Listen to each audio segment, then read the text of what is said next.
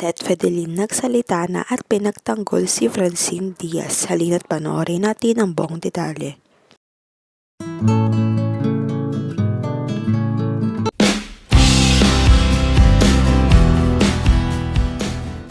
Ayon nga sa post ni Seth, malaking pakiusap po sa inyo, huwag nyo na po idamay si Chin. Unang-una, wala siyang kinalaman sa binabato nyo sa kanya. Siya po ang nadamay at kung anong samahan na meron kami ni Chin at pamilya niya dahil sa pinagtibay kami ng mga kaganapan. Ako na lang, wag si Chin at ang pamilya niya. Nag-post din ng ate niya na si Chantal, walang inagaw at walang inaas ang kapatid ko. Yes, my sister is not perfect. She's flawed but she's not even half of the person you claim her to be. You don't have the rights to call us names, especially if you don't know the whole truth. I'm speaking up because you guys are being too much and the year is almost ending. Just leave it here na. Be thankful na we are still considerate. I can end you with what I know.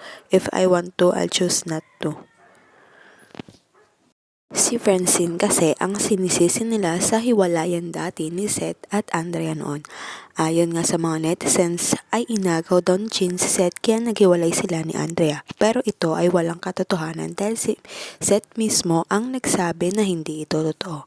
First time ngang pinagtanggol ni Seth si Chin after ng breakup nila ni Andrea at ngayon magkalabtim na sila ni Francine. Alam namin walang kasalanan si Chin, yung Andrea makati talaga hindi umamin sa kakatiyan niya. Buti nga nakalma rin siya sa mga kadramahan niya noon bumalik din sa kanya. Pakiusap din namin sa inyong dalawa, kausapin niyo yung fans niyo kasi sila yung unang gumagawa ng mga kalat na fake news. Ayaw ng KD ng gulo, nananahimik kami simula nung una pa kasi ayaw namin maging toxic. Lubayan na sana kami ng mga fans niyo, yun lang, salamat. Sending hugs to you both.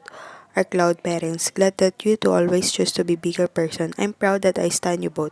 A genuinely lovable and purest blue hearts are always here for you both.